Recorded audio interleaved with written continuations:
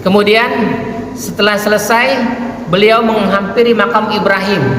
Kemudian di belakangnya dia sholat 2 rakaat dengan membaca Al-Fatihah, kemudian dilanjutkan dengan membaca surat Al-Kafirun, dan yang kedua dilanjutkan dengan surat Al-Ikhlas ya, gitu. Itu di surat Al-Baqarah ayat 125 ya. Jadikan makam Ibrahim itu tempat sholat. Nanti kita setelah tawaf kemudian sholat di makam Ibrahim. Kemudian beliau melakukan sholat dengan menghadap Ka'bah ya. Setelah sholat beliau kembali menuju pojok Ka'bah, menuju Hajar Aswad dan menyentuhnya. Kemudian dia keluar menuju Sofa. Kita kemarin tuh dihafalin tuh makanya. Coba udah hafal belum? Inna Sofa wal Marwata min sya'airillah faman hajjal baita aw i'tamara fala junaha alaihi ayyat tawwafa bihima wa man tatawwa khairan fa innallaha syakirun alim ya. Sesungguhnya Sofa dan Marwah merupakan sebagian syiar agama Allah ya. Itu jadi naik ke bukit Sofa. Setelah sampai di bukit Sofa, Rasulullah sallallahu alaihi wasallam mengucapkan apal nih? La ilaha illallah wahdahu la syarikalah. Ikutin. La ilaha illallah wahdahu la syarikalah. Lahul mulku wa lahul hamdu wa huwa ala kulli syai'in qadir. La ilaha illallah wahdah anjaza wa'dah wa nasara 'abdah wa hazamal ahzaba wahdah. Hafal ya? Gitu ya. Jangan disuka ditambah-tambahin. Ini hadis Nabi ya. Nggak usah nambah-nambahin, yang ada aja gitu ya. Naik ke bukit Sofa, dia berdoa ya. Tiada Tuhan yang berhak disembah selain Allah, Zat yang Maha Esa. Tiada sekutu baginya, Ia memiliki segala kerajaan dan segala pujian, dan Ia Maha Kuasa atas segala sesuatu. Tiada Tuhan yang berhak disembah selain Allah. Allah mewujudkan janjinya, menolong hambanya dan mengalahkan kelompok musuh dengan dirinya sendiri. Jadi nggak usah repot-repot. Kalau kamu ada musuhnya gitu, nggak usah repot-repot. Bahwa Allah akan mengalahkannya. Ya, tenang-tenang saja ya. Kemudian beliau mengulangi bacaan itu sebanyak 3 kali sambil berdoa. Ini diucapkannya 3 kali, kemudian dia berdoa. Kalau kita nggak bisa doa pakai doa bahasa Arab, pakai bahasa Indonesia ya. Kemudian beliau turun untuk menuju bukit Marwah, dari Sofa ke Marwah. Di Marwah beliau mengatakan juga ya, seperti yang dilakukan di bukit Sofa. La ilaha illallah wahdahu la syarikalah, lahul mulku wa lahul hamdu wa huwa ala kulli syai'in qadir. La ilaha illallah wahdah anzaza wa'dah wa nasara 'abdah wa hazamal ahzaba wahdah. Kan kalau takbiran juga gitu ya. Hah? Ya, jangan ditambah-tambahin. Udah sempurna ini, ikutin aja Rasulullah lah. Suka nambah-nambahin kayak mau jadi nabi aja, nggak mungkin jadi nabi ya. Nah, gitu.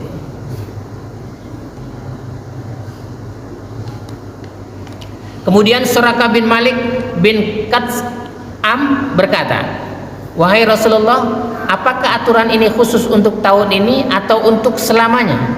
Dia nanya nih, aturan ini untuk tahun ini atau untuk selamanya dan untuk umat yang akan datang.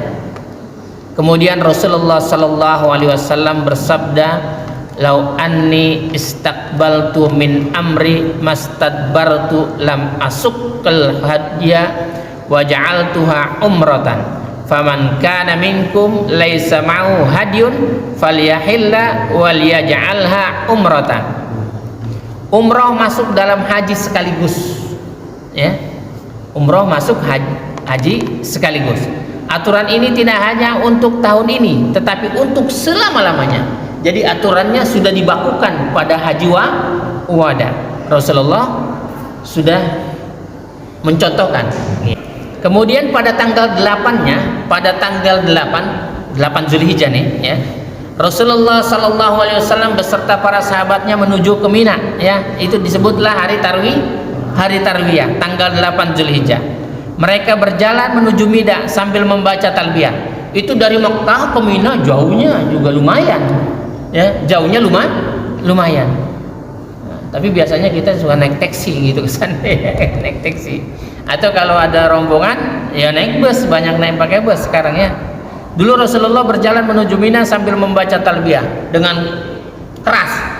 Labbaik Allahumma labbaik, labbaik la syarika laka labbaik, innal hamda wan ni'mata laka wal mulk la syarika lak. Gitu ya.